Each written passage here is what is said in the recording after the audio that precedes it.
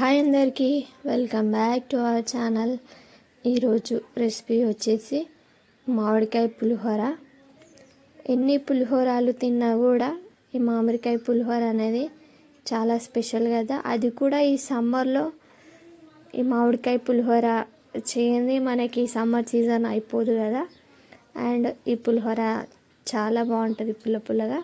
మీరు కూడా ఒకసారి ట్రై చేయండి. ప్రాసెస్లోకి వెళ్దాము.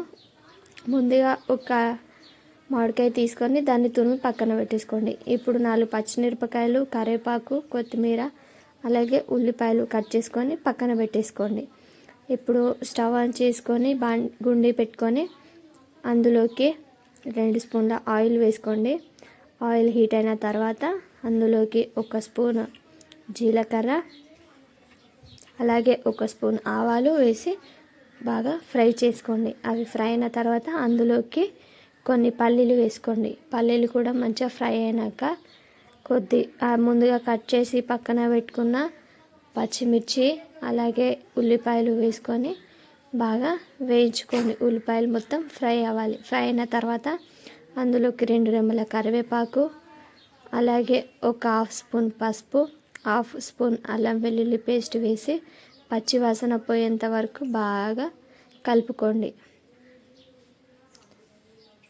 కలుపుకున్న తర్వాత అందులోకి ముందుగా తురుము పెట్టుకున్న మామిడికాయ ప్యూరీని అందులో వేసుకొని బాగా కలుపుకోండి. అడుగు మాడకుండా మధ్య మధ్యలో కలుపుతూ బాగా ఫ్రై చేసుకోండి. ఇలా ఆయిల్ పైనకి తేలేంత వరకు ఫ్రై చేసుకున్న తర్వాత అందులోకి మనము నైట్ మిగిలిన అన్నం లేదా మార్నింగ్ వండుకున్న అన్నం చేసుకోవాలనుకుంటే అన్నంని ఇలా చేసుకొని అందులో వేసేసుకోండి. వేసుకొని అందులోకి సరిపడంత ఉప్పు, అలాగే మనం కట్ చేసి పక్కన పెట్టేసుకున్న కొత్తిమీరని కూడా అందులోకి వేసి బాగా కలుపుకోండి. ఆ పోపు అనేది మొత్తం అన్నంకి పట్టేలాగా బాగా కలుపుకోండి.